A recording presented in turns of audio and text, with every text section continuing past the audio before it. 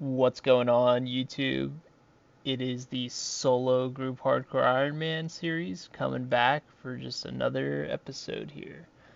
So, we'll be going over some progress and updates, current progression here of stats and all that, what my goals are, etc.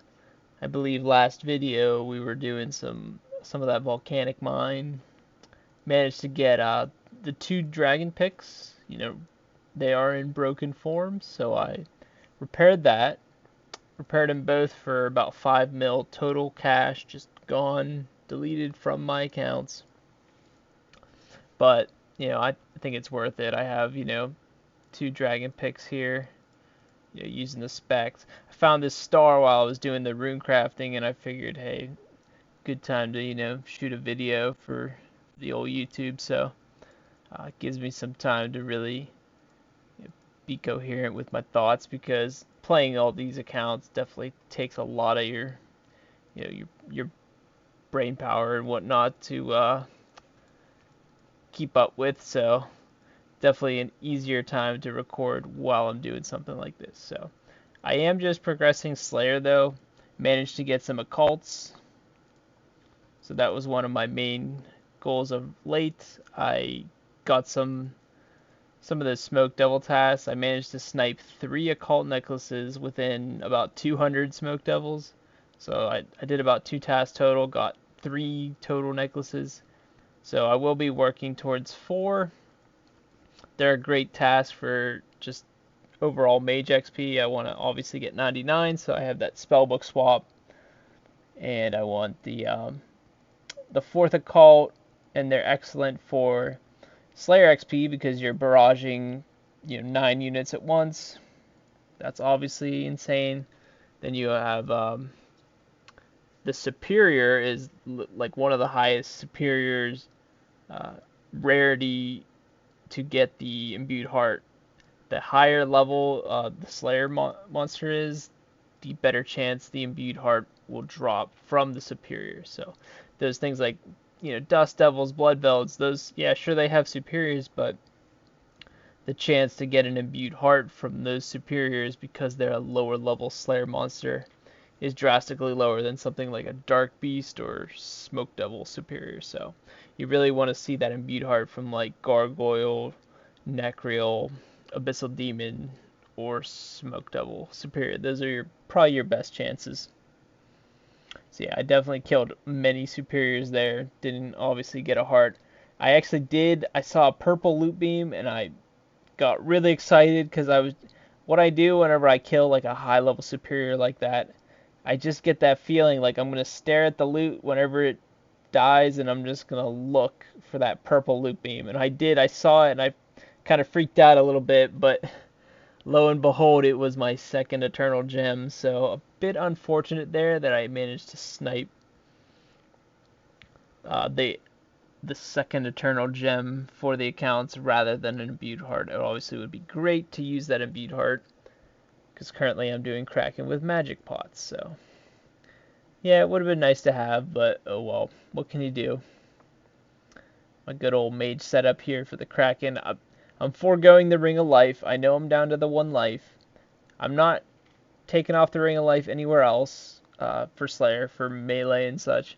But I figured Kraken from full HP every start of the kill usually doesn't bring you down low enough to ever really take you out. So I'm trusting in the new power from the Occult. It's giving me like 3 max hits, hitting some like 33s or whatnot. So that's obviously pretty nice. And I'm just trusting that it's not going to bring me down low enough within each start of the kill till the end. So I don't really need the ring life, because this imbued actually gives like plus 12 magic offense and defense, and Kraken, the boss, is all about that mage defense, right? You're just wearing full carols, full dragonhide, whatever your best magic defense is, you want to wear it, because you don't really care too much about magic accuracy. Accuracies in this game are some of the most interesting stats to look at. And a lot of people sort of fall into that trap. It's kind of like a fool's trap. where you look at something like Arims or Mystics and you think, oh, it's giving me mage bonus, that's helping my magic. Well, you gotta really know what that mage bonus is. So a lot of mage bonus, especially the attack bonus, that's just accuracy to your chance to actually land a spell. And the accuracy percent chance to successfully hit a spell on an enemy also heavily depends on the enemy's magic level and magic defense. So there's a lot of different variables in the formulas that calculate whether or not you're going to actually land a spell, to where it's not always, it doesn't really always come down to what you're using. Now there are some instances, like Olm, the Great Olm in Chambers of Xeric, his right hand where you have to mage it, that's one of the instances where you will splash a lot even in good mage gear, so the higher mage accuracy you can put on, the better you're going to hit. The more accurately you're going to hit, and you'll splash less. But for things like Barrows or Kraken, the Barrows brothers, at least the melee ones, they have like literally 0 mage defense and a very low mage level. So even if you're wearing full tank armor or full carols, like I am here, you're still going to accurately hit, which means your mage damage output is basically just solely dependent on your weapon and your magic damage percent. So the occult's obviously insane. You'd always wear the occult. And then I'm wearing like some infinity boots, carols, mind shield. That's the highest mage defense shield for my offhand that I could wear. I looked at the Tome of Fire. Tome of Fire has the 1 less mage defense. So even though Tome of Fire would have some good mage accuracy added, again, that's kind of a negligible stat here because you're just accurately hitting anyway due to Kraken's low mage defense. So yeah, that's just a little bit of insight on, magic accuracy, and that sort of applies for all the other styles too, range and mage. Crabs is one of the best examples I can explain for that. With something like crabs, ammonite, sand crabs, rock crabs, whatever. The reason crabs are really good XP and a lot of people will recommend it for low level is because they have super low defense. So you're just accurately rolling kind of no matter what your gear is. As you go up super high level in attack and strength, really the only damage determining factors is your strength level and your max hit there. Your strength bonus from all your gear, your weapon, etc. You could, for example, to crabs, you could bring like a dragon battle axe to spec with, which constantly boosts you to a high strength level, or use super strengths. You wouldn't need to bring super combats or super attacks, because super combats would be a waste because the super strength is identical because the attack boost is useless, and then super attacks with the super strengths would not be needed because, again, the attack stat being boosted for something like crabs, it's essentially like hitting a chicken or a cow, right? It's got like 0 defense, so accuracy in general in this game is one of the biggest little fool's traps that a lot of people can fall into. It can get too tied up with like worrying about that, and they put on all this gear that has all this like magic bonus and stuff, and like really at the end of the day, if the monster has like 0 mage defense, then you're better off wearing like full proselyte or full carols or full tank armor, because even though that stuff gives negative to your magic accuracy, in general, you with your base mage level and your weapon, etc., and the monster just having like no mage defense, is gonna allow you to accurately hit it, regardless of whether you're wearing like full ancestral mystics, Arims, or just negative mage gear in your body and legs. So yeah, we'll move on more into what are some of the things that I've been progressing for. So yeah, almost cracking 90 runecraft. So that's going to be a big stepping stone here. I've been obviously working for 95, start getting some wrath runes going for all the accounts to do Slayer and use the demonic and sinister conversion spell, which, or I think it's Demonic and Sinister Offering. It basically converts 3 ashes or bones, respectively, to just a ton of prayer XP, similar to using them on a Gilded Altar. And since you can just stack in your rune pouch, like all the runes needed, and just convert it, bam, right there at the Slayer task, you don't have to be banking bones or ashes, and you don't have to make trips to a Gilded Altar either. You just have access to converting that into really, really good prayer XP. So a lot of Ultimate Iron Men and a lot of Hardcore Iron Men, both of those types of accounts that don't have access to a bank or the Wilderness Altar as easily, without obviously risking your Hardcore life or your Ultimate Iron Mans like loot bag, whatever. Those are obviously, it's a very good alternative because the Gilded Altar or Ectofunctus is sort of your next best method. So the fact that it gives the same-ish XP as those, and it can all just be done, saving you a lot of time having to bank those bones. And Ash is a unique drop from a lot of monsters that Jagex maybe added that into the game. I want to say maybe a year or two ago. It was probably like 2 or 3 years ago, actually. Ashes into the game, they can't be used on a Gilded Altar at all, or the Ecto. They could just be scattered normally for a very low amount of XP. But they get that multiplier effect that a Gilded Altar or the Ectofunctus has if you use that Wrath Rune spell on the Arceus spellbook. So that's the goal for the rune crafting. About to crack 90, and that's going to be a huge determining factor for what do I want to do now at 90, because I will gain access to being able to do soul runes. So I don't know if I want to do soul runes just yet. I might wait till like 92, 93 or something, because I've been really enjoying the rune crafting at the Bloods.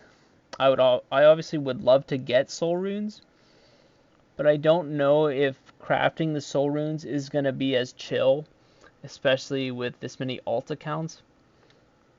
Because what you have to do to craft soul runes is you have to, let me pull up the map here.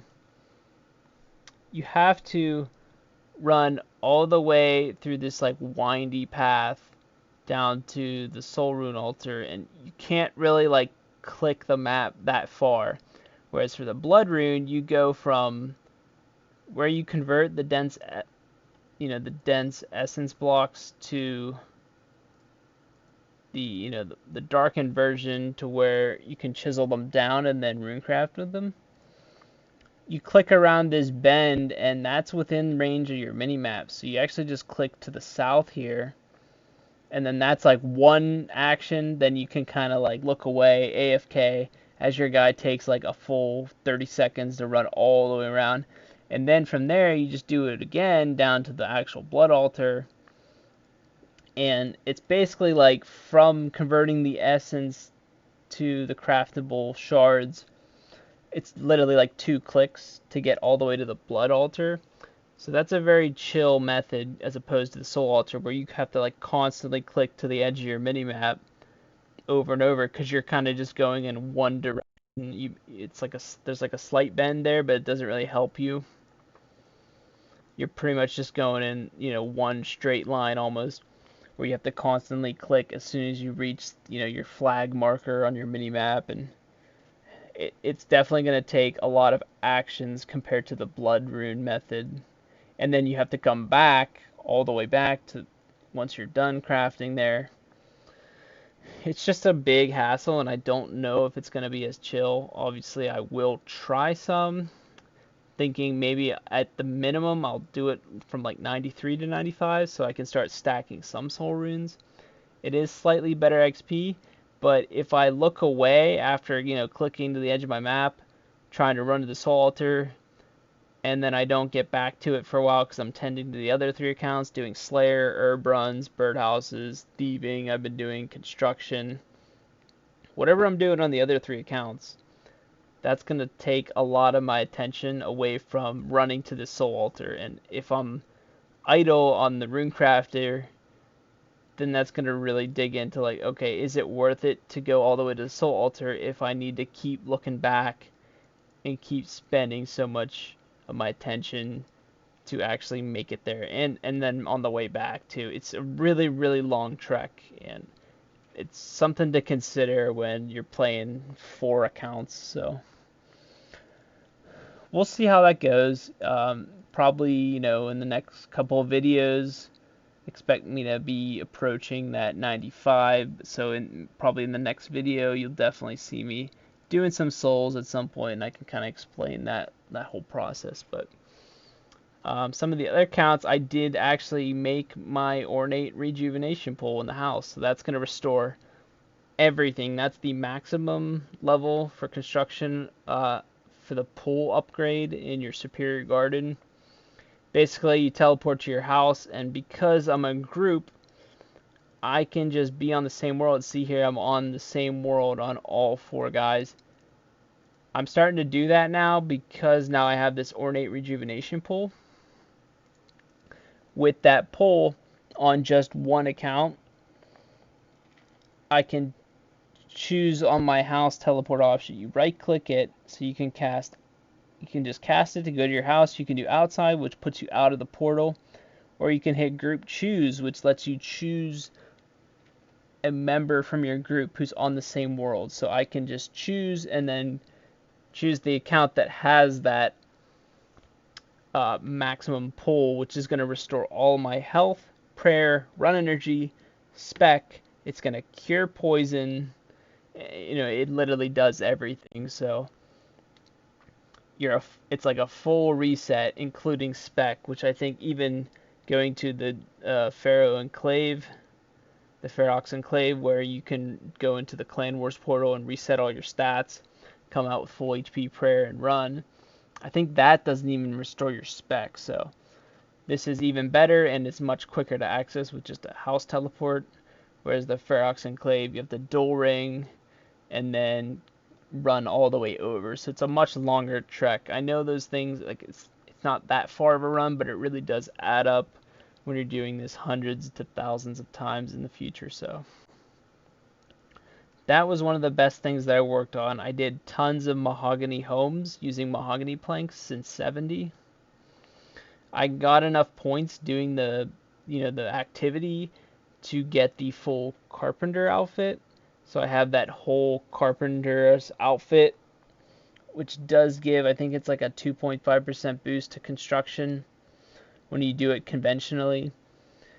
It applies to some of the construction that you do during mahogany homes, but it doesn't boost or affect the big, I think it's like 2,750 XP drop every time you complete one of those construction contracts from mahogany homes. So it doesn't amp that, but I was still wearing it because I think all the little actions where you actually are using planks, it does slightly amp. So it's probably better than wearing graceful, because at the end of every contract, you're given the option to take a drink of tea from the person to just fully restore your run. So run it isn't really an issue. You don't need to wear graceful, but again, the outfit is just, well, there's nothing better to spend the reward points on, and I might as well, because I just will eventually go back to doing conventional construction in your house where you just drop planks on something, removing it, and repeating. So that'll be nice to have that for like going for 99 later on, potentially even past 99. So yeah, that's some of the goals here. IRL has been kind of going pretty smoothly. Been in my new job for a couple months, and that's obviously taken a lot of my time up, but I do try to get out videos to everyone and let y'all know kind of what's happening. So other than that, I've been doing some TOB on my main account with some friends.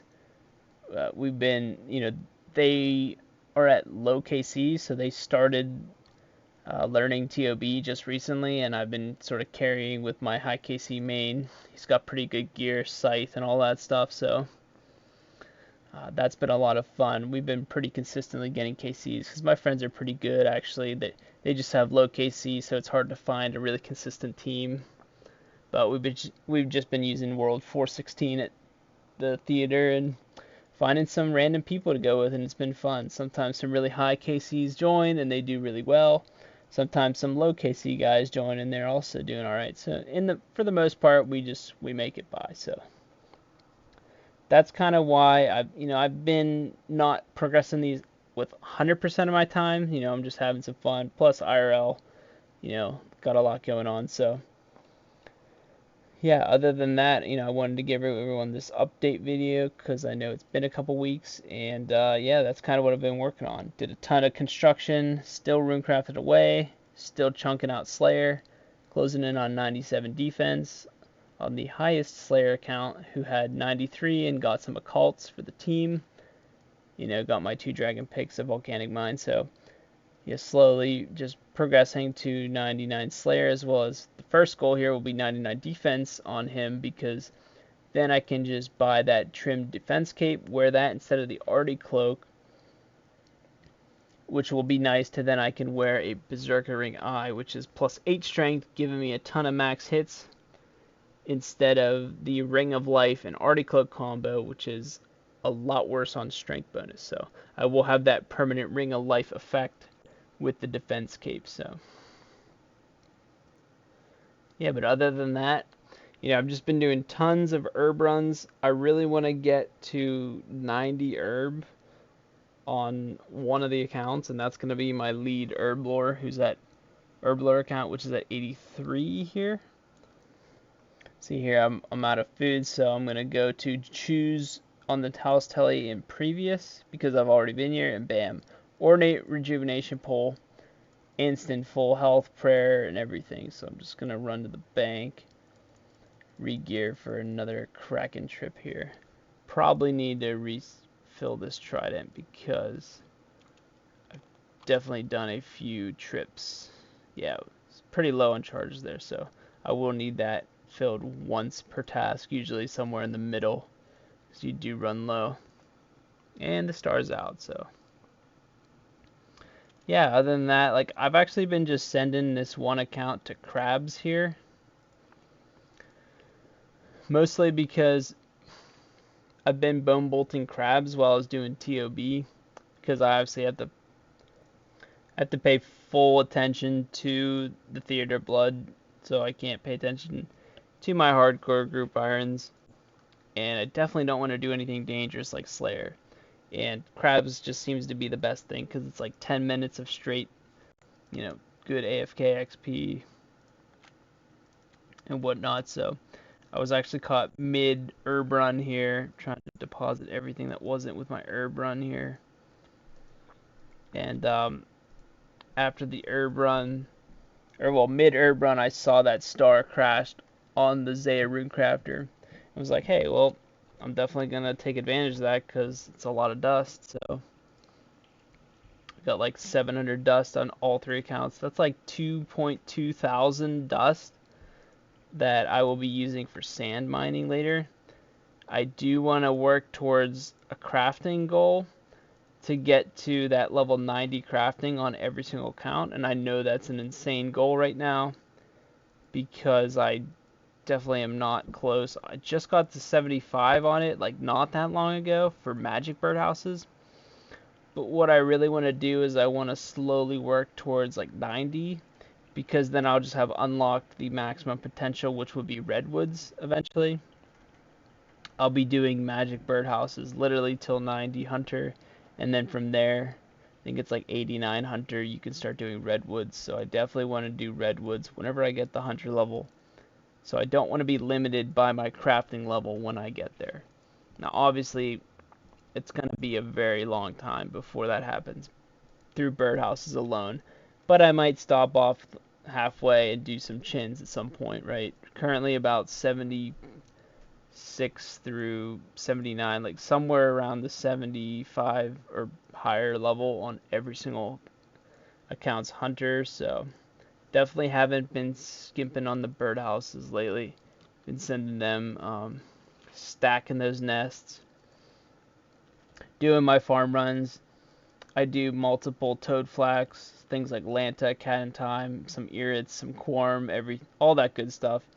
and I'm going to just be stacking Toad Flax, stacking Bird's Nest, and I'm going to dump it all on one big Herb Lord push, trying to get to 90 so I can make super combats and prepare for like stuff like God Wars, because God Wars is still the goal in sight. I have another little combat goal that I have in mind coming up, and that is to try and get the Karamja Elite done on every account.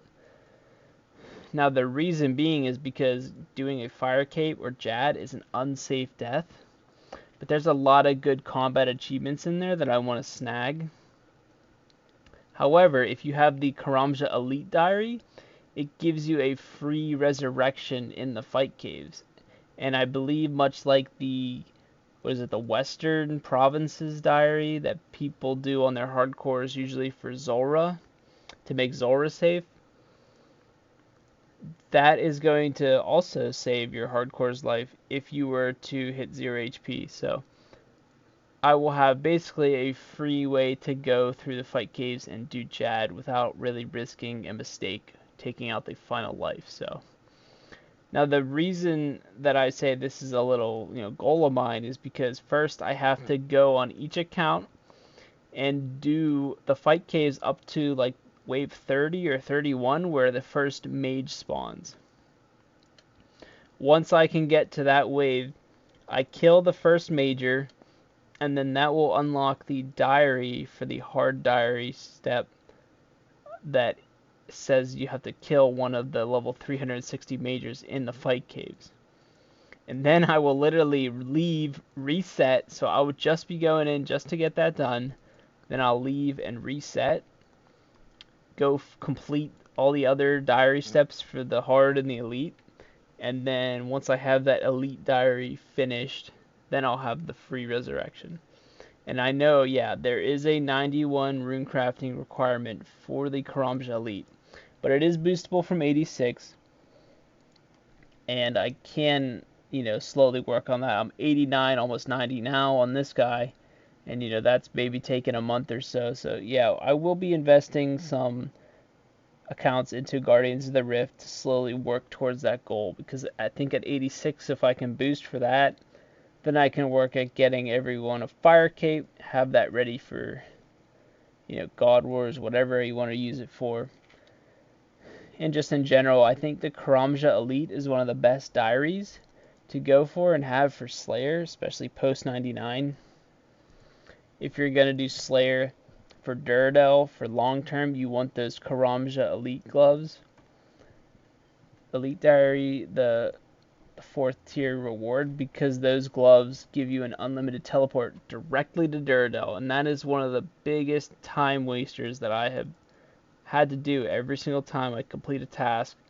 I have to run all the way from like Artie or the Artie Cloak teleport into Shiloh Village, and then finally run all the way to Duradel from, the cart ride that takes you into Shiloh. It doesn't seem like it's a long trip, but man, does it add up when you're doing hundreds and hundreds of tasks. So that'll be nice. And then when I'm 99 Slayer, I have the elite gloves. I can just slam out tasks left and right. With that 99 Slayer cape perk, you get the chance to double roll a repeat task.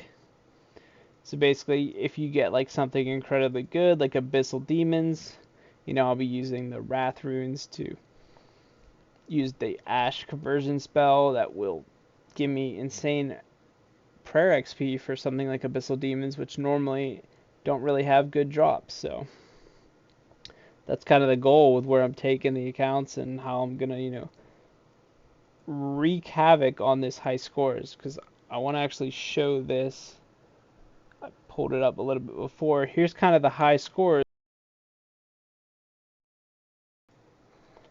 So what we're working for here is, you can see right here, solo HCIM. There I am, 5th on the high scores. I'm probably going to overtake this 4th right here. And then this is the old farmer's stack. So yeah, the ones you may know well and surely, the Roy Defoe, Mammal, Curtis stack, that was their 4-man hardcore group. So right there, I'll be passing them inevitably because they are dead. They are crossed off. And they're actually only about 200 total higher than me. So I'll be passing Spoon Shack, I'll be passing the Farmers. And yeah, it's going to be, we're going to be pretty much closing in on rank 3 there. And then shortly after this account, this group isn't very far either ahead of them. So I can easily overtake rank 2. Then it's going to be 1,000 total level to take over that crazy stream team of, it's the Alkin, Alfie, Zulu, Devious. They have an insane total level and they have multiple accounts maxed. And that 1,000 total level gap when you're this close to being maxed is going to be insane. So, yeah, that's kind of the goals there. I am obviously going to be looking to approach this rank 1 high score goal of mine. So, anyway, guys, that's going to do it for the video. So, I do appreciate everyone for tuning in. Drop a subscribe, like, and leave any comments if you have anything to mention. So, yeah, thanks again, everyone, and I will see you later.